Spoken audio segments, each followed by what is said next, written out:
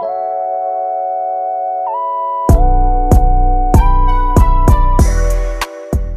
Lexi White. I'm a junior and I'm majoring in journalism. I have a minor in communications. I also work for the school newspaper as a features editor. And then I work for Channel 8 News as an assignment desk editor and a digital writer. So I write the articles for the website. I contact police and fire department and government officials about cases that are going on, whether they're criminal or like public things that are going on that we should be aware of. I schedule the events that we're going to be covering for the day or for the following days. I send out reporters and photographers to their assignments, send them all the rundowns and let them know what's going on and what they should be looking for, who they should be talking to, what time it is, where it is. It's really, really fun. I'm the youngest person they've ever hired, and it's an amazing experience, especially to be learning the same things that I literally do now professionally at a professional news organization. It's very surreal.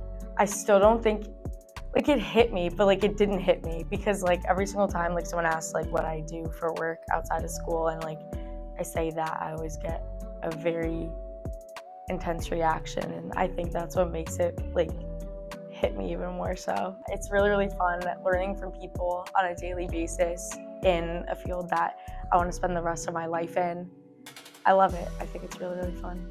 I first had a thought of pursuing a journalism career, specifically in broadcast journalism. The only field that I wanted to go in was be a reporter and anchor, and that was because I was on News 8's Nyberg segment with Ann Nyberg as the host, and they interviewed me about my music and stuff, and I just loved it so much, and I was I want to do what she does. And then funny that 2 years later, I had Kent Pierce, who's a reporter from Channel 8. I had him for a teacher. I loved it, and he recommended that I apply for the internship program at Channel 8, and I wasn't supposed to. I guess you're supposed to be at least a junior, and I wasn't in my junior year yet, and they said they were really skeptical of hiring me because I was so young and because I did not have any experience really in this field. And then they invited me for the internship over the summer, and then they invited me back for another internship in the fall. And then one day in November, my boss came up to me and he was do you want to work for us? And I was what? What do you mean? I was no, actually, I don't want to work for you at all. Of course I want to work for you. What? So very, very surreal. Every single moment there is not real. The guests we have coming in, we have pigs coming in to be on our morning shows. We have dogs and cats, and the most unimaginable things that you would think would be on TV are on TV, and it makes it very entertaining and very enjoyable to be part of. I've always been involved in the arts.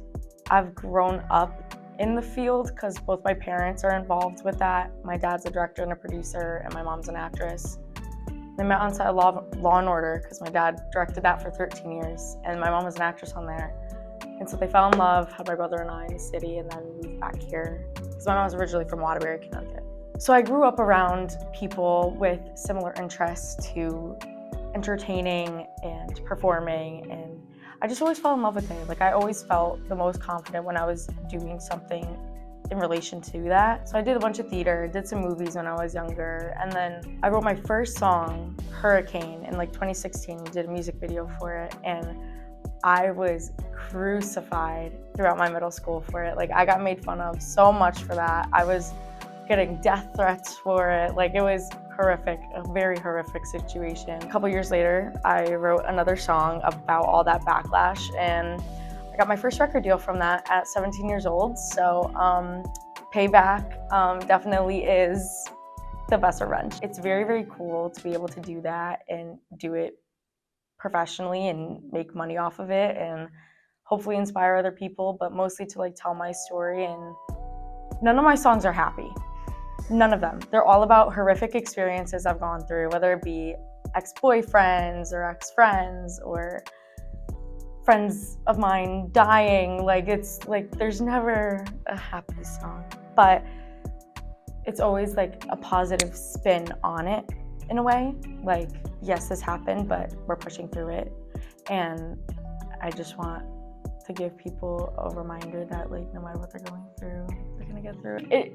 Every time it doesn't feel real. And like, I think I've been very grounded with it because that's how I was raised. My parents always taught me to never take anything for granted and to always be thankful and pay respects to the people who led you to that place. And like every single time I get a gig singing somewhere, like at UConn or at the Mets or the WNBA, like they always give me free tickets, and I'm always bringing my family with me every single time. And having their support is what makes it so enjoyable and fun doing, because to see them so happy, like go see their favorite NCAA basketball team play and win, and like that was my little brother's Christmas gift for me this year, was that.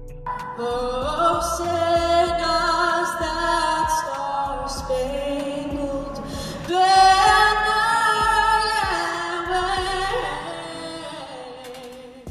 Yeah, I mean, I really love what I do, and I don't think it's gone to my head.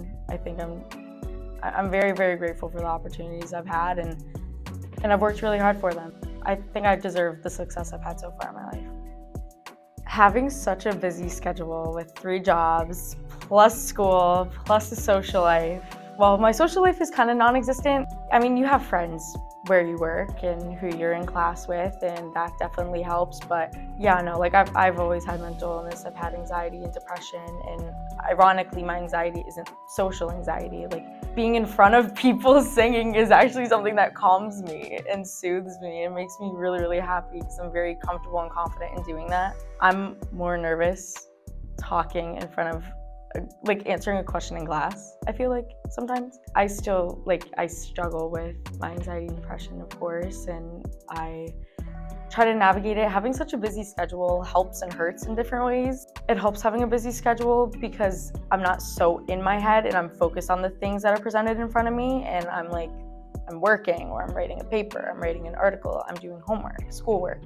But it also hurts because it's like I have no time to be in my head. Like I'm just always going, and it gets really draining and tiring, but I've come to manage it. I mean, it's always gonna be a struggle, and especially like now going into adulthood and stuff, like no one is 100% confident in navigating an adult life after college. And you know, I'm gonna be a senior in the fall, and while I already have like a job, but like it's still scary.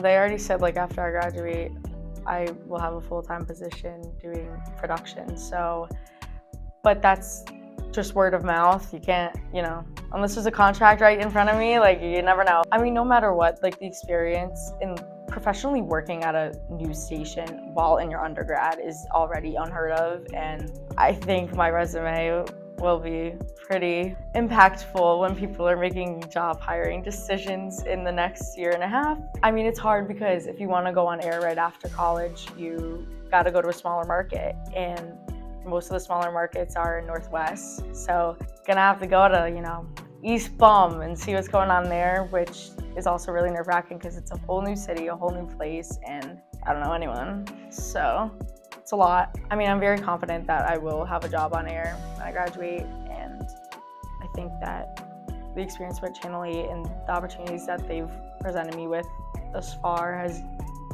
set a very good ground level for my career. I want to be an anchor in New York or Boston or LA, Florida. I want to be in a beautiful city with so many different people. Like no two person is the same in a big city like that. And I want to be able to share their stories and get their voices heard in the community, and I want to help people out. And I think that's the ultimate goal, is like you want to share the stories of the people that are in your community. And yeah, that's what I want.